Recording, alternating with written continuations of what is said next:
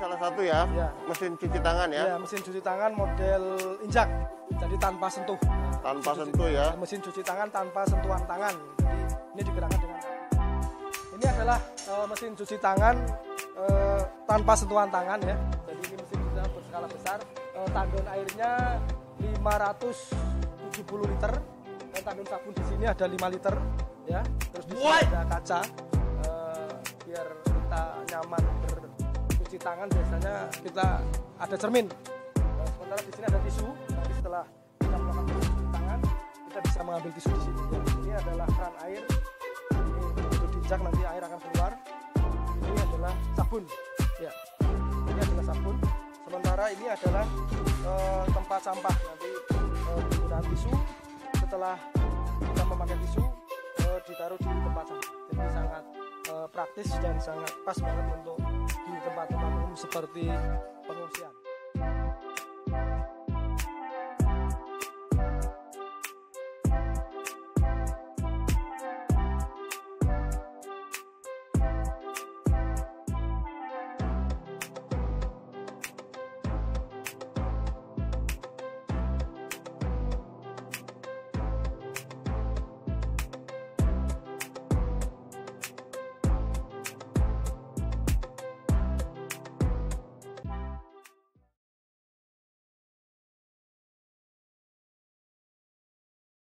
Jumpa lagi dengan saya Albert Marbun. Jadi, Pak Kasmin sendiri sebenarnya sudah mulai kapan nih wirausaha?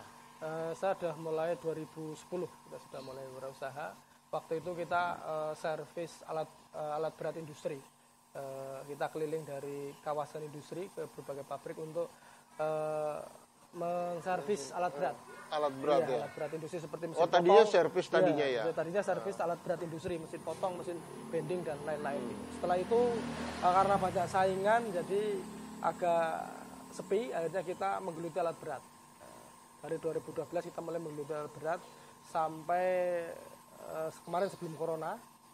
Terus karena corona penjualan alat berat juga sepi, akhirnya kita memutar otak bagaimana bisa hiduplah di tengah-tengah pandemi ini. Akhirnya kita memproduksi mesin-mesin yang berhubungan dengan pencegahan corona.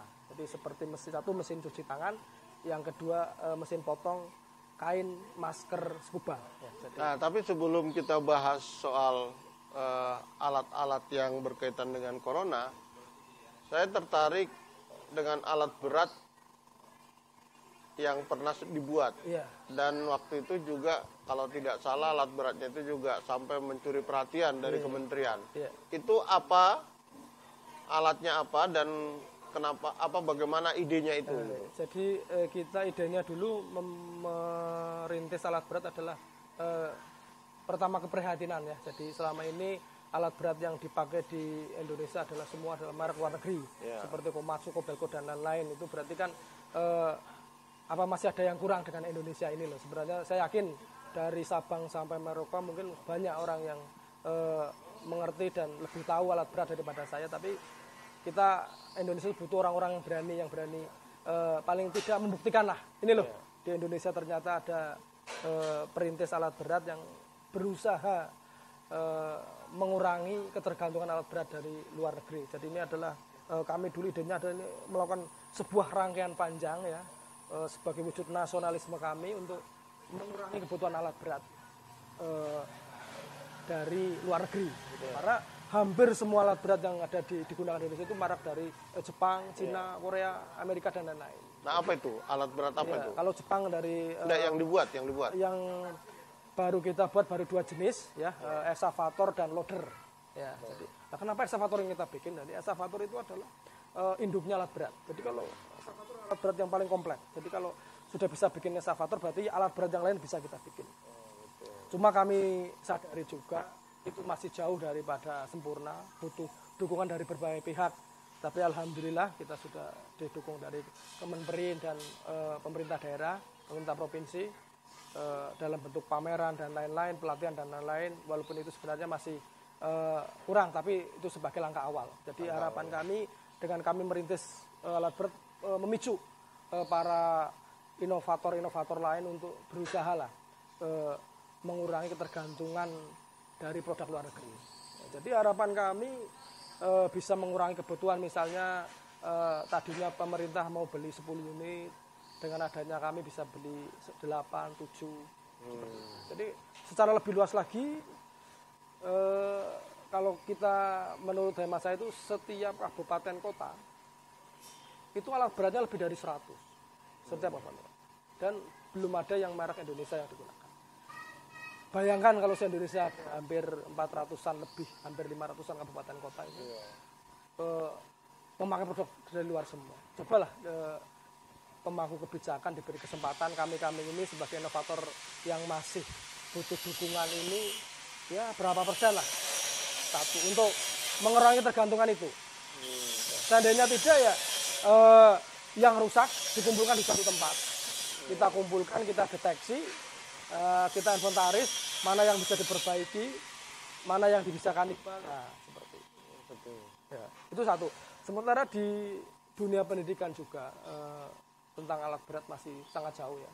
Jadi banyak, kalau SMK perguruan tinggi mungkin teknik sudah banyak, tapi yang jurusan alat berat masih bisa dengan jari tangan di Indonesia. Nah, itulah harapan kami dari pemerintah. Memang harus diciptakan, perlu banyak diciptakan lagi. Harus berani memulai ya. Jadi yang dibutuhkan adalah yang berani memulai. Gitu. Mungkin yang lebih pintar banyak, tapi yang berani itu sedikit. Oke, kita lanjut lagi ya. Setelah alat berat sudah dibuat ya, tiba-tiba nih kita kena COVID ya dari awal tahun. Terus pasti semua kena dampak ya, terutama alat berat. Gimana mau laku alat berat, infrastruktur pembangunan pun hampir berhenti semua gitu ya. Jadi dari mulai usaha kecil besar pun ya terdampak. Nah, kemudian muncul ide membuat mesin-mesin corona. Mesin-mesin corona ya, itu namanya mesin-mesin corona. Ada alat cuci tangan gitu, sama alat potong kain masker gitu ya. Nah, itu gimana nih? Tiba-tiba apa ada ilham dari mana gitu ya? Ya sebenarnya pas awal-awal corona kita juga bingung, sempat beberapa tim kami sementara ya otomatis tinggal di rumah dulu. Tinggal di rumah ya. Oh sempat di ini juga ya. Sekitar mungkin hampir 4 bulanan lah kita hampir off waktu itu. Ya. Karena memang tidak ada, sebenarnya waktu sebelum corona sudah hampir ada beberapa yang proyek mau deal, tapi diundur sampai waktu yang belum ditentukan. Sampai sekitar 4 bulan beberapa karyawan sudah dirumahkan. Terus akhirnya kita putar otak, ternyata ya yang dibutuhkan sementara ini adalah mesin-mesin yang berhubungan dengan COVID-19. Nah. Jadi salah satunya tadi mesin cuci tangan dan mesin potong kain masker juga. Nah ketika itu berarti kan dibuat dulu nih, dimodalin dulu toh, buat dulu gitu. Nah setelah dibuat ada optimisme atau apa nih, atau nyoba-nyoba atau gimana? Ya kalau namanya pengusaha nggak boleh takut tidak terbeli. Pokoknya kita harus bismillah. Kalau memang itu ya kuncinya adalah keyakinan kita. Jadi kalau kita sudah berani, apalagi mesin corona yang tidak begitu mahal ya. Nah, yang excavator aja kita berusaha, walaupun belum ada yang beli, kita bikin dulu. Yang penting kita buktikan dulu gitu. Saya yakin semua ada pasangannya. Artinya kalau ada yang bikin mesti ada yang beli. Satu, dan yang kedua, saya percaya sebuah filosofi yang mengatakan bahwa hasil tidak mengkhianati proses. Itu apa yang kita proses dengan baik, insya Allah akan menghasilkan yang baik. Iya betul, karena kan orang bikin baju ribuan potong itu juga belum tahu siapa yang beli. Tapi kan dia akhirnya menemukan. Nah, baju ini kan kita tidak tahu siapa yang buat, siapa yang motong, siapa yang jahit, dan dia juga mungkin tidak mikir kalau saya yang make gitu ya. Kan seperti itu ya. Betul itu. Nah jadi begitu dibuat alat ini, berapa lama nih mulai ada respon nih? Ya, begitu dibuat mesin cuci tangan itu sekitar hampir 3 bulan. Jadi kita 3 bulan ya? Sederhana dulu, terus kita coba tawarkan ke berbagai pihak. Jadi waktu itu sementara masih manual, artinya manual kan mereka membuka air dengan tangan, menekan sabun masih dengan tangan. Akhirnya kita berinovasi sedikit. Kita berinovasi sedikit dengan mengeluarkan air dan sabun dengan pijakan kaki. Artinya mesin cuci tangan yang mengurangi sentuhan tangan. Ya akhirnya nanti ya betul apa yang dikatakan Tum Desen Waringin ya, beliau pernah mengatakan bahwa bisnis itu seperti kita ke kamar mandi, nanti akan keluar dengan sendirinya. Dan gitu ya. Iya. Begitu keluar nggak pernah dilihat lagi ya. Gitu ya. Oke, kita lanjut lagi. Kira masih ada ide apa lagi nih yang belum terrealisasi dan akan direalisasi? Kalau ke depan kita akan insya Allah minta doanya kita akan memproduksi mesin sepeda listrik ya, sepeda listrik dengan beberapa inovasi seperti proses pengisian aki yang lebih mudah. Jadi kita sudah riset sekitar hampir 60%, tapi karena belum jadi belum kita keluarkan. Sebenarnya setelah ini kita memproduksi mesin potong daging. Mesin potong daging. Di sampingnya ini ada mesin potong daging. Oh gitu ya. Mesin potong daging. Terus selama ini kan mesin potong daging itu hanya mampu memotong daging dan tulang lunak saja. Ya. Nah, artinya kita memproduksi mesin potong daging yang mampu memotong bagian-bagian yang keras seperti tulang engkol sapi seperti itu. Gitu ya. Kayak apa? Iga gitu ya. Jadi potongannya rapi ya. Ya, potongannya rapi, terus ini mudah. Ini pas untuk di suasana Idul Korban. Kita juga bikin.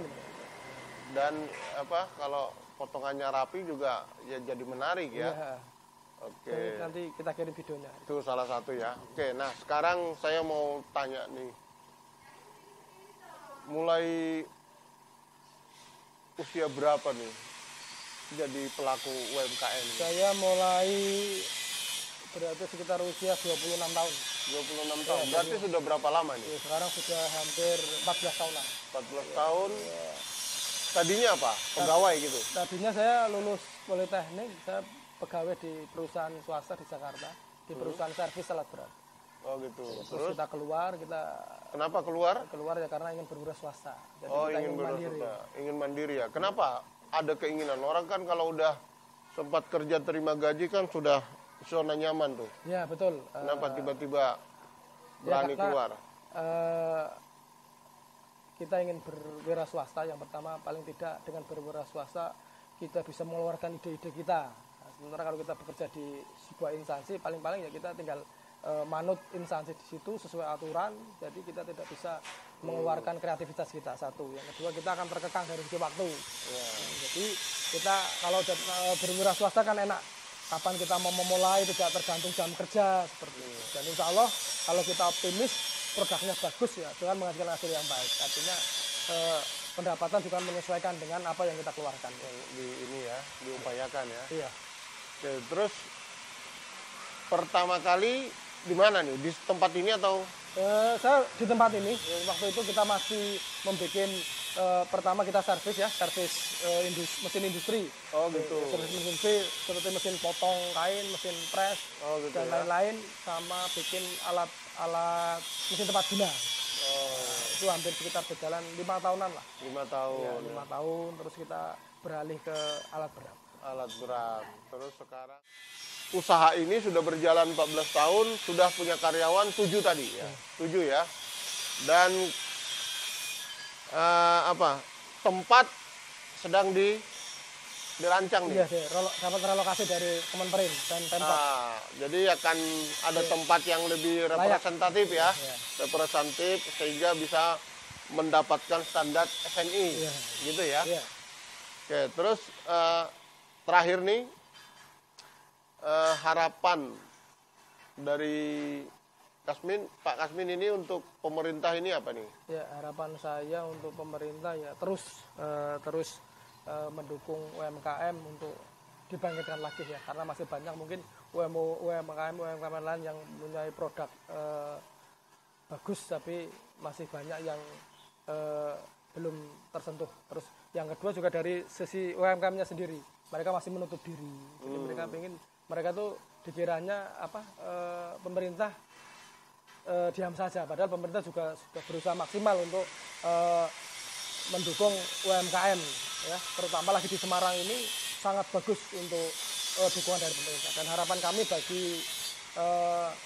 yang pemula-pemula jangan takut ya, jangan takut untuk berwirausaha, karena wirausaha pengusaha itu adalah pahlawan, karena dia bisa menolong tetangganya, karyawannya untuk ya hiduplah, karena gitu.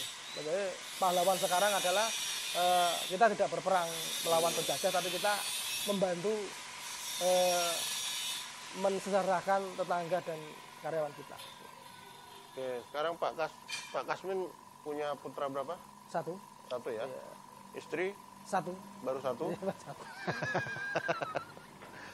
Oke, ada lagi yang kira-kira mau disampaikan pada UMKM di luar sana? UMKM di luar sana agar tetap semangat dan cepat menyesuaikan dengan kondisi. Ya, artinya sekarang kondisi corona, kita harus bagaimana sekreatif mungkin menghasilkan alat-alat yang berhubungan dengan pencegahan COVID-19. Ya, seperti yang kami lakukan ini, sementara kami dulu pas musim Idul Korban saja yang waktunya tidak begitu lama, kita bikin di sana itu namanya mesin cuci tangan, mesin potong daging. Ya, karena kebanyakan mesin potong daging sekarang ini masih belum maksimal, karena dia belum bisa memotong bagian yang keras. Nah, jadi apapun momennya, di situ kita hadir untuk paling tidak menjaga biar dapur kita ngebul. Betul, dan juga membantu pengguna ya, supaya lebih efektif, efisien ya. Oke. Itu tadi bincang-bincang saya dengan Pak Kasmin selaku pemilik dari bengkel Kasmino. Ya. Jadi mereknya pun alat beratnya Kasmino ya. Jadi mudah-mudahan bincang-bincang kami ini bisa menginspirasi mitra usaha dimanapun berada. Oke, begitu saja. Salam sukses. Ciao. Jadi ini adalah mesin itu ya? Iya. Ini mesin potong kain masker scuba. Apa? Potong kain masker model scuba. Oh, Ini motor. adalah salah satu mesin corona juga. Oh, gitu ya. Idenya juga setelah corona ini ya? Setelah corona. Jadi ini kebetulan kalian bisa bidang hidrolik, alat berat. Nah, ini kita menggunakan mesin press ini untuk memotong. Ini adalah pesonya. Nah, ini adalah peso. Ini bahan setengah masker scuba. Jadi nanti tinggal dijahit di tengah. Karena kalau tidak dijahit di tengahnya nanti di bagian itu untuk menekan. Kalau jadi satu sebenarnya bisa 2 kalinya, tapi nanti menekan di bagian ini. Ini pesonya. Akan memperkenalkan, ini adalah mesin potong kain masker model scuba ya. Jadi mesin ini berfungsi untuk memotong kain.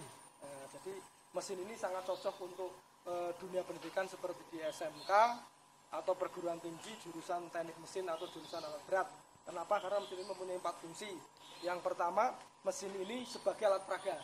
Jadi mesin ini sebagai alat peraga untuk jurusan teknik mesin, karena ini menggunakan aplikasi hidrolik, seperti alat peraga mesin dan hidrolik. Yang kedua,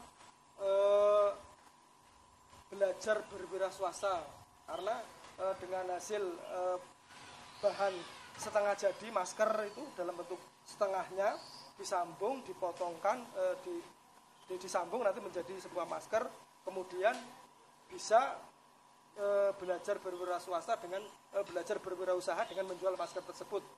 Apalagi kalau sekolahan tersebut itu ada komplit, ada jurusan teknik mesin, ada jurusan akuntansi atau ekonomi. Jadi nanti yang membuat jurusan teknik mesin, yang menjual jurusan ekonomi, itu yang pertama. Jadi yang pertama tadi alat peraga, yang kedua belajar berwirausaha, yang ketiga mencegah virus COVID-19 karena menghasilkan masker. Yang keempat, otomatis akan institusi tersebut, sekolah tersebut menjadi sekolah yang berbasis wirausaha. Jadi tidak cuma alat peraga saja, tapi alat peraganya bisa bisa menghasilkan produk yang bisa sebagai latihan berjualan wira swasta. Jadi nanti otomatis sekolah tersebut menjadi sekolah berwawasan wirausaha. Jadi alat peraganya digunakan oleh teknik mesin, produknya diproduksi dan dijual oleh jurusan akuntansi, ya otomatis sekolahnya akan menjadi sekolah berwawasan wirausaha. Jadi tidak cuma belajar tapi juga belajar berwirausaha. Mesin ini menggunakan listrik 1100 watt. Ya, jadi mesin ini menggunakan aplikasi hidrolik. Ini adalah hand control ya. Band kontrol itu ibarat manusia adalah otaknya. Nah, jadi kalau digerakkan nanti dia akan maju mundur sesuai keinginan kita. Ini adalah frame-nya, ini adalah silinder hidroliknya, ini penutupnya, nah mesinnya di dalam sini. Jadi butuh listrik 1 pas 1100 watt. Terima kasih. Nanti ini saya kirimi yang